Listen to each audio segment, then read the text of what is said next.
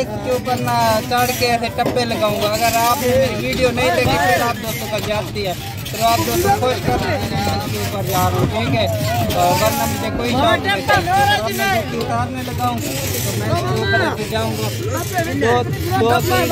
2-3 second का video होगा, लाजमी बात करना है और सब्सक्राइब लाइक कमेंट लाजमी देना। काफ़ी लोग मुझे देख रहे हैं, ये भाई ऊपर जा रहा है, ठीक है।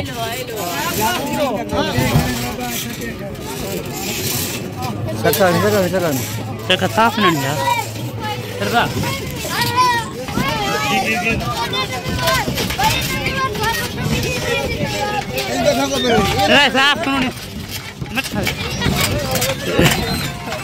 नदी पे ओए इधर आ जा, थोड़ा सा इधर आ जा यार।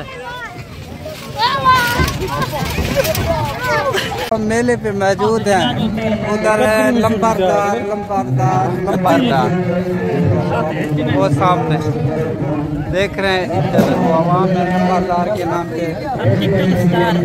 ये टिकटॉक बनाता है, अली शेर का इसका नाम है। प्यार सपोर्ट करें।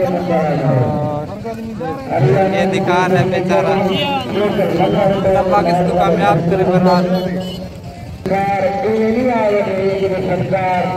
हाजी गुलाम असगर मेरे भाई दरमियान वाले, ये मेरे कज़न और ये भी मेरे कज़न, ये मेरे भांजे, ये मसेर, ये लंबरदार।